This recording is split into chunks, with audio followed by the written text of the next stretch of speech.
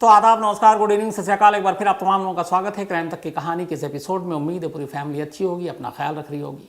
तो आज बारी है मोसाद की एक खूबसूरत लेडी जासूस की। और ये कहानी एक ऐसी कहानी से जुड़ी है जिसमें एक वक्त में पूरी दुनिया में भूचाल आ गया था, जब एक रिपोर्ट छपी थी ब्रिटेन के अखबार में। और उसके बाद क्या कुछ हुआ इजराइल को लेकर, एक कोहराम मचा था। दुनिया को पहली बार पता चला था कि इजराइल गुपचुप तरीके से क्या कर रहा है। आपको शुरू से पता है कि इजराइल 1948 में जब बना पहला यहूदी मुल्क, तो इजराइल के चारों तरफ अरब देशों के सरहद जुड़ते हैं, जिनके साथ इजराइल के रिश्ते कभी अच्छे नहीं रहे, फ़िलिस्तीन को लेकर। तो जब इजराइल एक देश के तौर पर जन्म लिया, तो इजराइल को शुरू से ये मालूम था कि अगर सर्वाइव करना है चारों तरफ से इन अरब देशों के साथ, तो ताकतवर बनना पड़ेगा। और इसीलिए वो अपनी मिलिट्री इंटेलिजेंस, जिसके बाद मोसाद का भी जन्म होता है, दुनिया के सबसे कहते हैं होनहार, सबसे खूंखार जासूस जिसके पास हैं। पर इन सब के साथ साथ इजराइल को ये भी था कि उसके पास न्यूक्लियर वेपन होना चाहिए, ताकि आसपास जो दुश्मन देश हैं उनसे अपना बचाव किया जा सके। तो इजराइल के जन्म के बाद से ही इजराइल न्यूक्लियर प्रोग्राम में लग गया, लेकिन उसने दुनिया से इसको छुपा कर किया था। हालांकि फ्रांस उसकी मदद कर रहा था, बट जब भी उससे पूछा जाता तो वो हमेशा या तो इनकार करता ना इकरार करता, बट कहता कि मैं जो भी कर रहा हूँ शांति के लिए। लेकिन इजराइल अपने न्यूक्लियर प्रोग्राम पे काम करता रहा था। आज की कहानी उसी न्यूक्लियर प्रोग्राम से जुड़ी हुई है। एक ऐसे शख्स की कहानी है जो एक राज खोलने जा रहा था, और इजराइल नहीं चाहता था कि वो राज दुनिया के सामने आए, और उसके लिए उसे ट्रैप करना था। वो जिस देश में था वहाँ पे इजराइल ये भी नहीं चाहता था कि उस देश में कोई खून खराबा हो या उसे जबरन लाएं, ज़बरदस्ती लाएं, क्योंकि उस देश के साथ इजराइल के बड़े अच्छे रिश्ते थे। उस वक्त वहाँ की prime minister Margaret Thatcher, England की बात कर रहा हूँ, उनके साथ बड़े अच्छे रिश्ते थे। इंग्लैंड की खुफिया एजेंसी KGB के साथ अच्छे रिश्ते थे। तो अब इजराइल को ये था कि अपने उस दुश्मन को, जो उनका राज फाश करने जा रहा है, उसे इंग्लैंड से इजराइल लाना है, लेकिन बिना खून खराबे के और बिना उसकी मतलब खिलाफत के, उसकी मर्जी से उसे इंग्लैंड से बाहर निकालना है। काम मुश्किल था और इसके लिए एक हनी ट्रैप का जाल बिछाया गया। मोर्डेस्वाई वनूनू नाम थोड़ा सा टफ है, तो वनूनू ही पूरे इसमें नाम लेंगे कि उसका नाम असली वनूनू ही था। वनूनू एक नौजवान, हालांकि इसकी पैदाइश मोरक्को में हुई। फादर एक ग्रोसरी शॉप चलाते थे, जो लोग मोरक्को में रहते थे, लेकिन फिर मोरक्को में कुछ हालात ऐसे बने कि इन लोगों को 1963 में मोरक्को छोड़कर इजराइल जाना पड़ा। अब वनूनू के पिता जो थे वो एक यहूदी थे, तो वनूनू का जन्म जो है एक यहूदी परिवार में हुआ। और इजराइल की खासियत है कि वो अपने लोगों को चाहे दुनिया के किसी भी देश में हो फ़ौरन अपना लेता है। तो वनूनू भी मोरक्को से उसका परिवार इजराइल पहुंचता है 1963 में। वहाँ कुछ दिनों के बाद उसके फादर वहीं पे एक दुकान खोलते हैं। ज़िंदगी ठीक ठाक चल रही थी। वनूनू को स्कूल भेजते हैं, पढ़ाई लिखाई करते हैं, और वो एक रब्बी थे, एक धार्मिक गुरु थे एक तरह से वनूनू के फादर। तो इजराइल में उनकी अच्छी खासी वक़्त थी, अच्छी खासी हैसियत थी।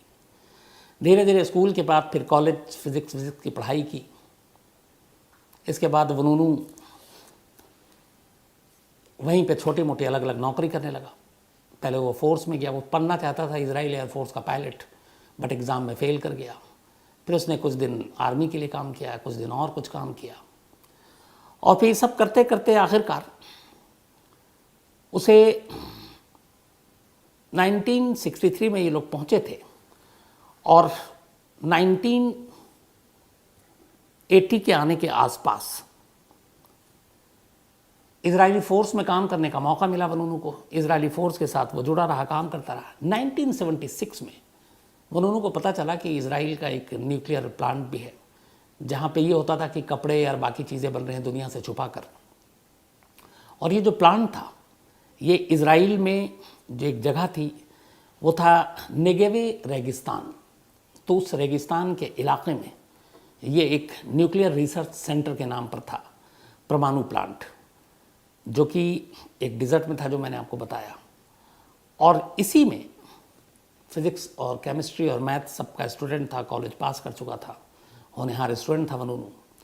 तो इस न्यूक्लियर प्लांट में एक टेक्नीशियन के तौर पर जॉब लग गई। जब जॉब लगी तो बहुत सारी शर्तें थी क्योंकि एक तो दुनिया की नज़र में भी था कि इजराइल परमाणु बम तो नहीं बना रहा, खासतौर पर CIA, और 60s के दौर में ये था कि दुनिया को शक था कि इजराइल कुछ बना रहा है। कुछ लोगों को ये भी शक था कि शायद इजराइल के पास 10-15 न्यूक्लियर वेपन हैं, लेकिन इजराइल ना कभी इनकार करता ना इकरार करता। बट दुनिया को यही था कि इससे 10-15 से ज़्यादा इसके बाद बम नहीं हो सकते। और इधर इजराइल जो है वहाँ पे अपना परमाणु कार्यक्रम 1960 से ही चला रहा था और दुनिया से छुपा हुआ था। फ्रांस को बिल्कुल पता था ये बात। तो वहीं उसी जगह पर नेगेवे के डिज़र्ट इलाके में, रेगिस्तानी इलाके में ये plant, nuclear research centre Israel का, और डिमोना परमाणु प्लांट, डिमोना एक जगह का नाम है, तो वहाँ पे ये था। इसी में अब वनूनू ने जाकर काम करना शुरू किया टेक्नीशियन के तौर पर। शर्तों में ये था कि जब ये नौकरी लगी उसको इस न्यूक्लियर प्लांट पे, तो ये एक खुफिया जगह थी, दुनिया की नज़र थी इस पर, तो हर एम्प्लॉय को बहुत गहराई से वहाँ पे चेक किया जाता था, कई टेस्ट लिए जाते थे, वनूना के भी हुए। जब नौकरी लगी तो फिर उसके बाद उसके सामने एक और शर्त रखी गई कि यहाँ नौकरी करने के दौरान अगले 5 सालों तक वो किसी भी अरब कंट्री या कम्युनिस्ट देश का दौरा नहीं करेगा, वहाँ नहीं जाएगा, क्योंकि इजराइल जो है कम्युनिस्ट देश और अरब देश दोनों को अपना दुश्मन मानते थे। तो उन्हें लगता था कि वहाँ जाने के बाद ये लोग फंस सकते हैं, इनको ट्रैप किया जा सकता है। तो इन सारी शर्तों के साथ वनून ने वहाँ काम करना शुरू किया। बीच में कई बार इसने कुछ नियम कायदे भी तोड़े, उसके बाद उसको वार्निंग भी दी गई। ये सिलसिला चलता रहा। फिर थोड़े दिनों के बाद इसका झुकाव वहाँ कम्युनिज्म की तरफ आ गया। तो इजराइल में भी एक कम्युनिस्ट पार्टी है, वनून ने उसको भी ज्वाइन कर लिया। ये सारी चीज़ें भी उसके सीनियर तक गई, तो ये भी उसके खिलाफ जा रहा था। तो कुल मिलाकर लेकिन नौकरी ठीक ठाक चल रही थी। इसने 76 से 85 तक कुछ दिनों के लिए कुछ और नौकरी की, लेकिन फिर से परमाणु कार्यक्रम जो न्यूक्लियर प्लांट था वहाँ काम करता रहा और वहीं पे ये जॉब करता रहा। 85 में 27 अक्टूबर 1985 को वनून ने ये नौकरी छोड़ दी। नौकरी छोड़ने के बाद भी उससे कहा गया कि आप उन देशों का दौरा नहीं करेंगे, आप जो यहाँ पे देखा आप उसके राज, ये सारी चीज़ें नहीं करेंगे। उसने सारी चीज़ें की। उसके बाद उसे रिलीविंग लेटर मिला। लेकिन वनून ने जो नौकरी छोड़ने से पहले एक काम किया, उसने इस न्यूक्लियर जो रिसर्च सेंटर या परमाणु प्लांट 57 पिक्चर, 57 तस्वीरें उसने कैमरे में कैद कर ली गुपचुप तरीके से, और उन तस्वीरों को उसने अपने पास बड़े संभाल कर रखा। इस दौरान में ये नौकरी करते हुए इजराइल में रहने के दौरान भी उसका यहूदियों के बजाय कम्युनिज्म और इस तरफ ज़्यादा था। अरब के कई उसके दोस्त थे, स्टूडेंट्स, फ़िलिस्तीन के लेकर उसके दिल में हमदर्दी थी, हालांकि यहूदी था। इन सारी चीज़ों ने उस वक्त की इजरायली गवर्नमेंट की एक तरह से उसको ख़िलाफ़ कर दिया था। तो ये बहुत सारी चीज़ें थी। 85 में इसने अपनी नौकरी छोड़ दी। फिर इसने कहा कि अब क्या करें। तो इसके बाद वो वहाँ से निकला। निकलने के बाद इसने कहा चलो दुनिया घूमते हैं। ये अमेरिका गया, फिर थाईलैंड गया, फिर वहाँ से म्यांमार गया, नेपाल गया, और ये सब घूमते घुमाते आखिरकार वो ऑस्ट्रेलिया में सिडनी पहुँचा। सिडनी आने के बाद वहाँ उसने एक जॉब किया। उसने ये था तय कर दिया था कि मुझे सिडनी में ही बसना है। अब वो सिडनी में रह रहा है। सिडनी में उसे एक दोस्त मिला, उसका पुराना दोस्त के साथ डेली बात होती। फिर उसने बताया अपने न्यूक्लियर प्लांट में अपनी नौकरी, अपने एक्सपीरियंस। फिर उसने कहा कि मैंने वहाँ ये देखा, मेरे पास ये तस्वीरें हैं। उसके दोस्त को लगा कि ये बहुत ही बड़ी खबर है। उसने कहा ये स्टोरी कोई भी वेस्टर्न मीडिया खरीद लेगी और तुझे कम से कम $1 मिलियन मिलेगा। वनून को पैसे की ज़रूरत भी थी। उसने कहा ठीक है। तो उसने सबसे पहले कहा कि किसको पकड़ूं। तो उसने न्यूज़ वीक से बात की, पर न्यूज़ वीक वालों ने ज़्यादा इंटरेस्ट दिखाया नहीं। फिर उससे कहा गया कि तू एक काम कर, लंदन में एक न्यूज़पेपर है संडे टाइम्स, उसका एक जर्नलिस्ट है पीटर हॉनम, पीटर हॉनम से मिल। उसने कहा ठीक है। इसके बाद अब वनून ने पीटर हॉनम से कांटेक्ट किया और उसने कहा कि ऐसे ऐसे ये दुनिया समझती है कि इजराइल का जो न्यूक्लियर प्रोग्राम है वो काफ़ी छोटा है, 10-15 बॉम्ब है, लेकिन मैंने वहाँ पे जो काम किया है एज ए टेक्नीशियन, जो मैंने अपनी आँखों से देखा है वहाँ जिस तरीके से प्लेटेनियम और बाकी चीज़ों की इस्तेमाल हो रहा है, तो उसके हिसाब से ये था कि कम से कम 150 to 200 के बीच में इजराइल के पास न्यूक्लियर बॉम्ब है। अब 150 और 200 के बीच में ये बहुत बड़ी तादाद हो जाती है। ब्रिटिश जर्नलिस्ट संडे टाइम्स का, उसे लगा इस स्टोरी में दम है, एक टेक्नीशियन है, उसने उसे लंदन बुलाया। अब ये पहुंच गया लंदन, अब वो इसकी पूरी स्टोरी को सुन रहा है। फिर उसने 57 पिक्चर दिखाए। अब उस ब्रिटिश जर्नलिस्ट को ये भी पता है कि ये इजराइल से है, वहाँ पे एक न्यूक्लियर प्लांट में काम कर चुका है। ये खबर अगर लीक हो गई कि या वहाँ की इन्फॉर्मेशन यहाँ दे रहा है तो इसकी जान को ख़तरा है, मोसाद वाले पीछे पड़ जाएंगे। तो उसने उसको अलग अलग नामों से लंदन में अपने दफ्तर के बाहर अखबार के जो करीबी होटल था वहाँ ठहराया, फिर बीच में होटल चेंज कराया, फिर इसे भी पसंद नहीं आया, फिर वापस दूसरे होटल में रखाया। ये सब चलता रहा। अब वनून लंदन में है और वहाँ पे उसके सारे इस आर्टिकल पे काम हो रहा है और इस संडे टाइम्स में उस जर्नलिस्ट को उसकी पूरी रिपोर्ट छापनी है। सारी बातचीत, कई मीटिंग्स के बाद, फ़ोटो के बाद डील हो ही चुका था, पैसे मिले। अब इस खबर को कंफर्म करना था क्योंकि एक टेक्नीशियन एक न्यूक्लियर प्लांट में काम करके आया कुछ साल, तो उसके भरोसे पे एक जर्नलिस्ट एक ऐसे अखबार जिसकी साख है, एक तरफा स्टोरी नहीं छाप सकता। और जर्नलिज्म का एथिक्स है कि आप हमेशा क्रॉस चेक करें, एक के ख़िलाफ़ है तो आप दूसरे तरफ से भी आप उसको पता कीजिए। तो सबसे पहले तो जो कुछ वनून ने बताया, इस जर्नलिस्ट ने जितने भी जो न्यूक्लियर के एक्सपर्ट्स थे उनसे राय ली, उनसे बताया कि ये चीज़ें हैं, ये मटेरियल है, ये पिक्चर है, ये उसका दावा है, कितना सच है। जितने एक्सपर्ट्स थे उन्होंने कहा कि वनून जो भी कह रहा है वो फैक्चुअल है और सही है और उसकी बातों में दम है। जर्नलिस्ट को लगा ठीक है, उसने पूरी रिपोर्ट तैयार की। अब रिपोर्ट तैयार करने के बाद उसे सामने वाले का भी रिएक्शन चाहिए। जो मैंने कहा जर्नलिज्म का इथिक्स, कि हम आपके खिलाफ ये स्टोरी करने जा रहे हैं, एक रिपोर्ट आई है कि आप लोग इस तरीके से वहाँ पे चोरी छुपे न्यूक्लियर प्लांट और वहाँ बॉम्ब बना रहे हैं और आपके पास करीब 150 to 200 के करीब बॉम्ब है, तो इस पर आपका क्या कहना है। अब ये बात जो है सितंबर 1986 इस जर्नलिस्ट पीटर हॉर्मन में पहली बार लंदन में जो इजरायली एम्बेसी थे उसके एम्बेसडर को एक लेटर लिखा और कहा कि जो संडे टाइम्स है वो एक रिपोर्ट छापने जा रहा है और हमारी रिपोर्ट ये है, हमारे ये दावे हैं, आपको इस पे जो कुछ कहना आप अपना वर्जन दे दीजिए, हम इसको छापेंगे। अब जब लंदन की इजरायली एम्बेसी में ये चीज़ें आई और उसने उन 57 में से 3 पिक्चर भी भेज दिए, एम्बेसडर की हवा ख़राब हो गई। उसने फ़ौरन इजराइल तेल अवीव में अपने सीनियर को कांटेक्ट किया, वहाँ से बात सरकार तक गई, सरकार के बाद मोसाद तक बात गई। अब यहाँ ये हुआ कि इजराइल के अमेरिका के साथ अच्छे रिश्ते और वो अमेरिका से भी झूठ बोल रहा है कि हमारे पास इतने बॉम्ब नहीं है। इजराइल के ब्रिटेन के साथ अच्छे रिश्ते, उस वक्त मार्गरेट थैचर प्राइम मिनिस्टर थी ब्रिटेन की, उनसे भी झूठ बोल रहा है। ये लोग इजराइल की मदद भी कर रहे हैं। तो अगर ये रिपोर्ट आ गई तो इजराइल की बड़ी बदनामी होगी और शर्मिंदगी भी होगी। अब इजराइल में तय हुआ कि किसी तरह से इस रिपोर्ट को रोका जाए और वनून को रोका जाए और ये रिपोर्ट पब्लिश ना हो।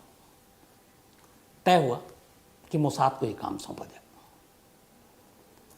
इसी के बाद मोसाद की एक खूबसूरत जासूस को लंदन भेजा गया अपने एक बॉयफ्रेंड के साथ। वो लंदन में थी। 24 सितंबर 1986 ये वो तारीख़ थी जब पहली बार वो जासूस, उसे पता था, उसने सारी रैकी कर ली वनून कहाँ ठहरा हुआ, किस होटल में है, कब कहाँ निकलता है बाहर, कब कॉफ़ी पीने जाता है। वो सड़क से गुजर रहा था और ये जानबूझकर अपने बॉयफ्रेंड के साथ उसके सामने से गुजरी। इसने कुछ ऐसे इशारे किए, वनून का ध्यान उसकी तरफ गया, वनूनू। इसके बाद दोनों में बातचीत हुई तो लंदन की एक सड़क पर पहली बार वो लड़की वनूनू से मिलती है, अनजान बनकर। लेकिन उसकी कुछ हरकतें ऐसी थी कि वनूनू का ध्यान उसकी तरफ जाता है। वो देखता है लड़की, कुछ उसे लगता है कि घबराई हुई सी है, कुछ परेशान सी है, कहीं खोई हुई है। फिर अचानक लड़की उसको हेलो बोलती है, वनूनू भी हेलो बोलता है। फिर वो दोनों एक दूसरे से बात करते हैं। वो अपना नाम बताती है, कहती मेरा नाम सिंडी है, मैं एक अमेरिकन ब्यूटिशियन हूँ जो लंदन आई हुई। वनूनू की इस पहली मुलाकात में वनूनू उससे बहुत प्रभावित होता है। मोसाद की जितनी जासूस हैं, ख़ासतौर पर लेडी जासूस जो हनी ट्रैप करती हैं, उन्हें ट्रेनिंग ही ऐसी दी जाती है कि आपको सामने वाले को अपनी तरफ खींचना है। तो वो अपने काम में माहिर थी। उसे मालूम था एक मुलाकात काफ़ी है। इस एक मुलाकात में वनूनू उसका दोस्त बन गया। इसके बाद वो बताती है कि मैं फ़लाने जगह ठहरी हूँ, वनूनू भी बता देता मैं यहाँ ठहरा हूँ। लड़की ये नहीं बताती कि वो इजरायली है, वो अपने आप को अमेरिकन ब्यूटिशियन बताती है। इसके बाद दोनों की मुलाकातों का सिलसिला शुरू होता है। अब वनूनू उसे अपने होटल में ही बुलाता है, दोनों मिलते हैं। लड़की भी पूरे पेशेंस के साथ उससे मिलती जुलती रहती है, उसके साथ वक्त बिताती है, कॉफ़ी पीने जाती है। कुछ दिनों में ही दोनों बेहद करीब आ जाते हैं। वनूनू इस बात से बेखबर कि सामने वाली कौन है। इसके बाद बातचीत करते करते एक दिन लड़की उसे एक ऑफ़र देती है और कहती है कि यहाँ बोर हो गए हैं, चलते हैं कहीं घूमने के लिए, इंग्लैंड से बाहर। तो उसने कहा कहाँ? तो उसने कहा इटली चलते हैं, रोम। अब यहाँ मकसद ये था कि इस मोसाद के एजेंट को ये साफ साफ कहा गया था कि लंदन के अंदर वनूनू पे कोई ज़ोर ज़बरदस्ती नहीं होगी, ना उसको किडनैप किया जाएगा, ना उसे जबरन लंदन से बाहर निकाला जाएगा, ना उसे मारा जाएगा। क्योंकि अगर ऐसा कुछ हुआ तो उस वक्त की इजराइल की सरकार 86 में और ब्रिटेन की सरकार मार्गरेट थैचर की अगुवाई में, दोनों के रिश्ते बड़े अजीब थे। बल्कि कुछ ऑपरेशन ऐसे हुए थे जिसमें मोसाद को केजीबी, जो ब्रिटेन की खुफिया एजेंसी, उसने मदद की थी। तो ये साफ इंस्ट्रक्शन था कि अगर वनूनू को ब्रिटेन से निकालना है तो उसकी मर्जी से ही निकाला जाएगा। तो इस लड़की ने, इस जासूस ने ऐसा जाल बिछाया कि वनूनू खुद तैयार हो गया। उसने कहा ठीक है, कहीं घूमने के लिए चलते हैं। वो भी बहुत दिन से अकेला परेशान तंग हो गया था। इसके बाद फिर तय होता है और अक्टूबर में ये दोनों लंदन से इटली पहुंचते हैं। इटली पहुंचने के बाद वहां एक अपार्टमेंट में ये लोग पहले रहते हैं, फिर उसके बाद इधर उधर रहते हैं। लेकिन वनूनू को पता ही नहीं था कि उसे इटली क्यों लाया गया, क्योंकि उसे ब्रिटेन की सरहद से बाहर निकाला जाना था। सरहद से बाहर आ गया। अब यहाँ पर सिग्नल मिल चुका था कि वनूनू बाहर आ चुका है। रोम में पूरी तैयारी हो गई। रोम के एक फ्लैट में जब ये मोसाद की एजेंट वनूनू को लेकर पहुँचती है एक रात, तो वहाँ ऑलरेडी मोसाद के 3 और एजेंट पहले से मौजूद थे। उन्हें देखकर वनूनू घबरा जाता है, लेकिन इससे पहले कि कुछ करता, शोर मचाता, वो उस पर काबू पा लेते हैं और उसको बेहोशी का इंजेक्शन दे देते हैं। वहाँ की एम्बेसी के ज़रिए एक स्पीड बोट ऑलरेडी तैयार थी। रात के अंधेरे में गाड़ी में डालकर एम्बेसी के, ताकि कोई चेकिंग और बाकी चीज़ें ना हो, वनूनू को लेकर ये लोग समंदर किनारे पहुँचते हैं। एक पीस जो स्पीड बोट है उसमें डालते हैं और 7 अक्टूबर 1986 को वनूनू को लेकर ये लोग रोम से तेल अवीव और हाफिया के बीच एक जगह है इजराइल में, वहाँ पहुँचते हैं। वहाँ पे सूचना पहले से थी, वहाँ पे ऑफिशियल बाकी आए हुए थे। तब तक पूरे रास्ते में जो है वनूनू बेहोश था। वहाँ ले जाने के बाद उन ऑफिशियल्स के हवाले कर दिया जाता है। इसके बाद वनूनू के ऊपर एक जुल्म सितम का दौर शुरू होता है। इजरायली एजेंसियों को और वहाँ की सुरक्षा जो एजेंसियाँ थी उनको, मोसाद को इस बात का गुस्सा था कि एक यहूदी अपने देश का राज जाकर वेस्टर्न कंट्री को बेच रहा है। कहते हैं कि जब पूछताछ उससे हुई तब उसने हमेशा कहा कि मैं जो हिंसा है, बॉम्ब है, इनके खिलाफ हूँ। बोला अगर इजराइल में शांति है तो फ़लस्तीन में भी शांति होनी चाहिए। उसको लेकर फ़लस्तीन को लेकर भी हमदर्दी थी। तो उसका ये था कि पूरी दुनिया, पूरी मानव जाति खुश रहे और हिंसा से दूर रहे। और इसीलिए मैं चाहता हूँ कि ये चीज़ें दुनिया के सामने आए ताकि इजराइल की पोल खुले और इजराइल इन चीज़ों से बचे। इसके बाद अदालत में मुकदमा शुरू हुआ, लेकिन इधर ये गायब हुआ। 7 अक्टूबर को पहुँचता है। उधर कहानी देखिए 48 घंटे पहले। अब वो जर्नलिस्ट जो है वो ढूंढ रहा है कि ये कहाँ गया, मिल नहीं रहा है। उसे डाउट हो जाता है कि इसको मोसाद उठा कर ले गए। 7 अक्टूबर को वनूनू इजराइल पहुंचता है और उससे 48 घंटे पहले 5 अक्टूबर 1986 को इसी अखबार में, संडे टाइम्स में, जर्नलिस्ट पीटर होनम की ये पूरी रिपोर्ट छप जाती है। उस रिपोर्ट को जो हेडलाइन दिया गया था वो ये था, reveal the secrets of Israel nuclear Arsenal. अब इस रिपोर्ट के छपते ही पूरी दुनिया में कोहराम मच जाता है। जितनी बड़ी बड़ी खुफिया एजेंसी थी वो शर्मिंदा हो जाती हैं कि वो बरसों से लगी हुई हैं, लेकिन इजराइल का राज उन्हें नहीं मालूम।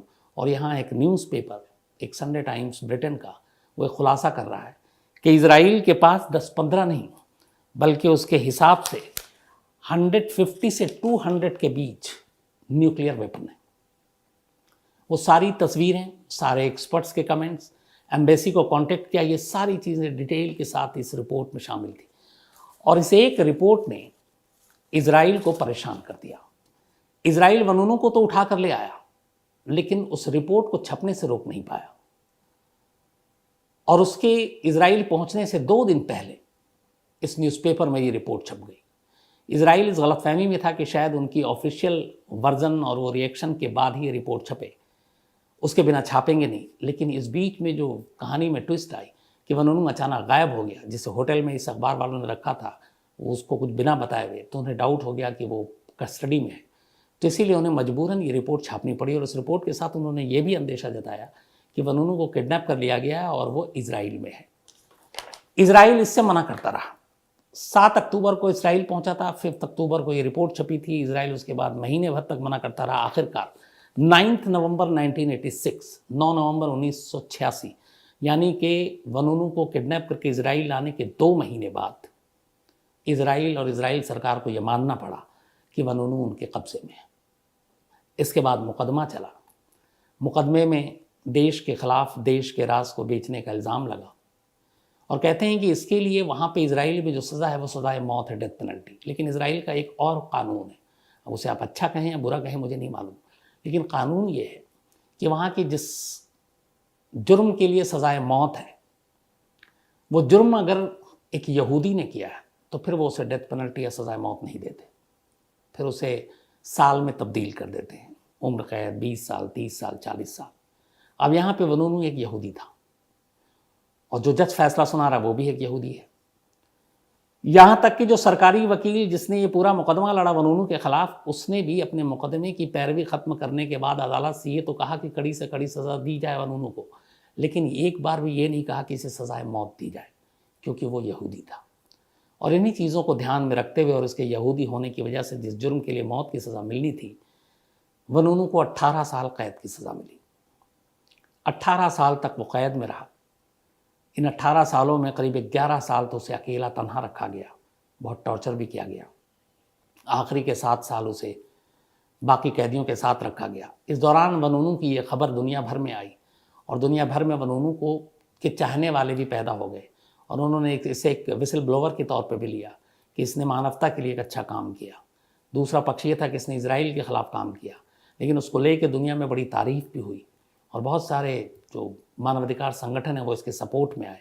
आखिरकार 18 साल की कैद के बाद 21 अप्रैल 2004 को 21 अप्रैल 2004 को वनूनू को जेल से रिहा किया गया, कुछ शर्तों के साथ। एक, विदेशियों से नहीं मिलेगा, देश से बाहर नहीं जाएगा, ये सारी चीज़ें, और बाकी और कोई बात डिस्क्लोज नहीं करेगा।